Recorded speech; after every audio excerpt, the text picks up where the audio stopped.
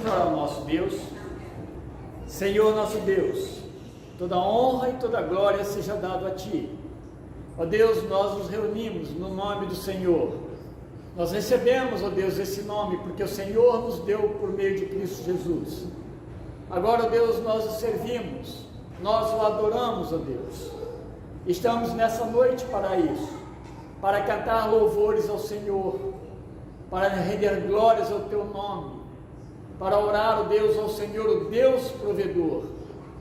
Também, ó Deus, para olharmos na Tua palavra e dela recebemos as instruções para as nossas vidas. Ouve, ó Deus, a nossa oração que haveremos de fazer neste lugar, além desta aqui. Recebe, ó Deus, e opera favoravelmente de acordo com a Tua vontade, que é boa, agradável, é perfeita. Recebe-nos, ó Deus, a Tua presença, não pelos nossos merecimentos, mas por causa de Jesus Cristo, que na cruz morreu pelos nossos pecados e nos deu vida novamente. E nos intermedia, ó Deus, diante do Senhor, o Deus Santo e Todo-Poderoso. Recebe-nos, ó Deus, fala o nosso coração. Instrui-nos, Senhor. E, ó Pai, nos ajude, ó Deus, nos dias que nós vivemos. Nos dê, ó Deus, fortalecimento, para que, Senhor, possamos suportar os momentos maus, os dias difíceis. Não, ó Deus, porque temos força, mas pela força do Senhor. Nos ajude, ó Deus, nos oriente e dê paz ao nosso coração. Perdoa também, Deus querido, os nossos pecados, em nome de Jesus Cristo também. Amém. Abram suas Bíblias na carta de Paulo aos Efésios, capítulo 3, apenas alguns versos a gente vai ler e fazer breve meditação para a gente orar também a Deus. Temos tantos desafios.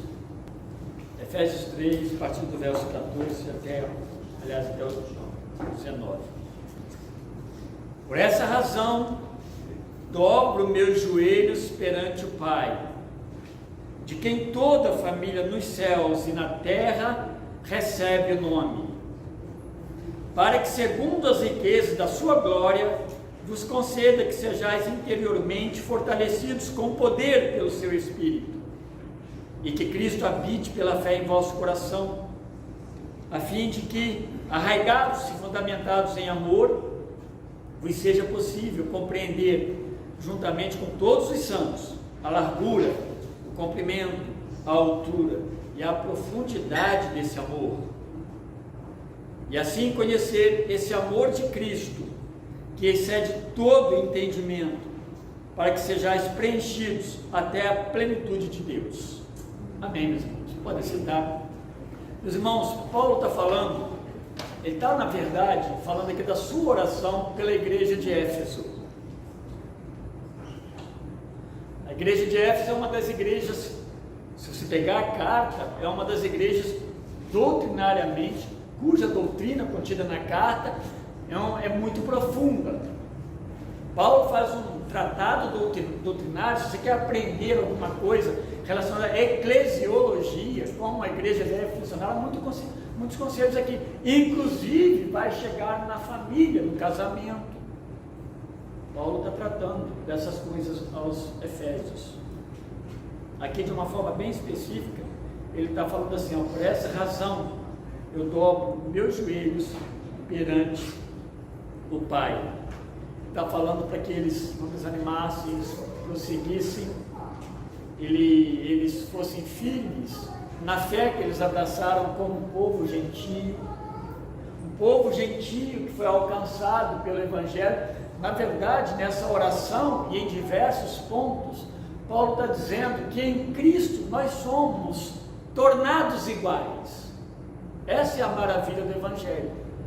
O Evangelho não tem uma hierarquia. Você pode ver aqui na Igreja Batista pastores, presbíteros, você pode ver diáconos. Isso não é hierarquia, isso é a composição de uma liderança da igreja, para que a igreja seja governada biblicamente. Mas não existe hierarquia. Eu não sou melhor do que nenhum dos irmãos, nem maior do que nenhum dos irmãos. Ai de mim! Pelo contrário. Pelo contrário. Mas Cristo torna igual, e essa é a maravilha, porque pode entrar aqui uma pessoa, outra raça, de outra etnia, alguém muito rico, alguém muito pobre. Aliás, estou preparando a mensagem, não terminada, mas estou trabalhando para domingo pela manhã, e eu estava pensando algo maravilhoso, olhando para as Escrituras, que você não vê. Na igreja de Cristo, você não vê pessoas mendigando. Você não vai ver ali na esquina um crente pedindo esmola. Eu nunca vi. Eu nunca vi. Aí você fala para mim assim, eu vi.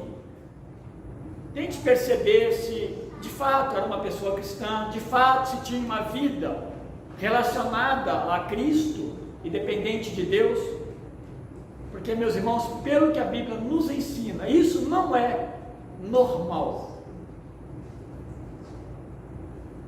A Bíblia trabalha para que haja uma igualdade. Paulo fala isso na carta, e agora ele está dizendo que ora por eles, e por eles ele dobra os joelhos. O judeu, ele não é comum o judeu dobrar o joelho para orar. O judeu ora em pé, normalmente. Isso não é falta de reverência, é o costume que eles têm.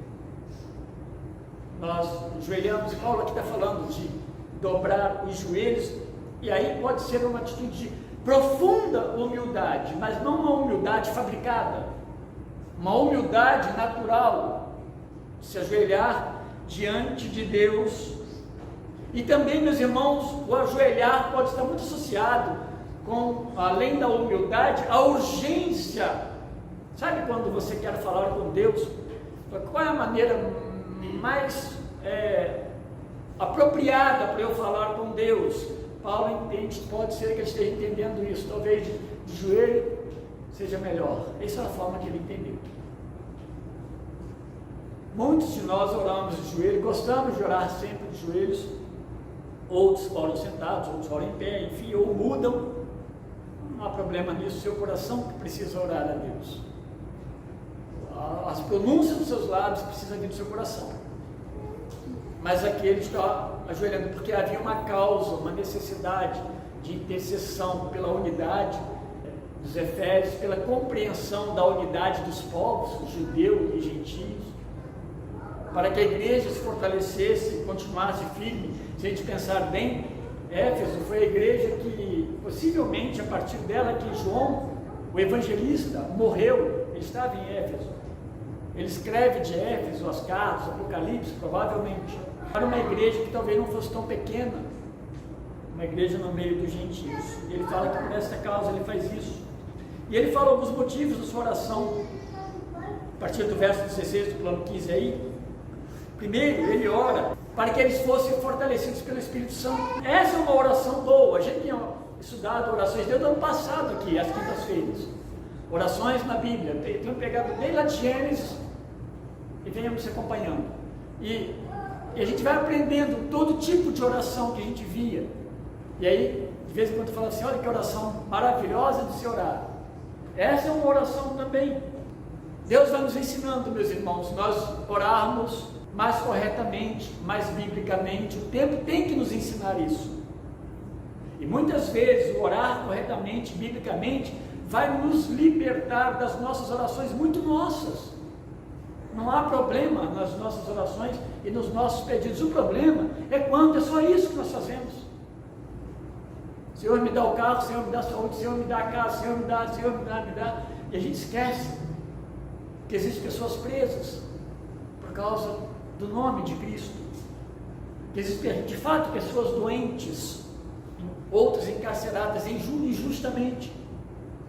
Nós precisamos lembrar e colocar diante de Deus em memória essas necessidades e às vezes desvincular de nós mesmos. Não é errado? E aqui ele ora, então, para eles serem fortalecidos pelo Espírito Santo. O Espírito Santo, ele une a igreja. Quando nós falamos de unidade do corpo, nós não podemos tirar o Espírito Santo, porque ele habita no crente. Paulo, lá em 1 Coríntios 12, quando ele fala dos dons, ele vai falar assim, que há diversidade, ele vai falar diversas vezes, mas Deus é o mesmo, Cristo é o mesmo e o Espírito é o mesmo. Quando Cristo ora, ali no capítulo 17 de João, o Evangelho, ele usa essa expressão, para que eles sejam um como nós. Ele e Deus são um. Depois vai aparecer o Espírito Santo, obviamente que ele fala que virá quando ele for. Orar pedindo que o Espírito Santo habite, fortaleça os nossos corações e mentes, nos ajude nas nossas faltas e deficiências, meus irmãos, é uma oração justa e necessária. O outro motivo que ele ora, está no verso 17 no começo, que Cristo viva no meio da igreja. E aí ele fala que pela fé, Cristo viva no meio da igreja. Às vezes, se a gente não tomar cuidado, nós temos uma igreja sem Cristo, uma igreja sem Espírito, uma igreja sem Deus.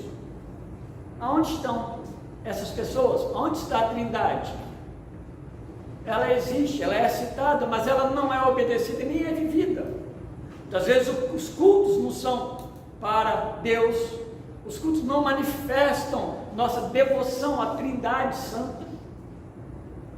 Estou falando que nós fazemos isso? Não, nós temos tomado bastante cuidado, mas pensando como cristãos e evangélicos, isso é muito possível, quando os nossos cultos vão ficando, as nossas igrejas vão ficando cheias de si mesmas, e com tantas tarefas, e com tantos desejos pessoais, tantos holofotes, sei lá o que possa mais acontecer, que a gente não vai conseguir enxergar Deus e Cristo no culto.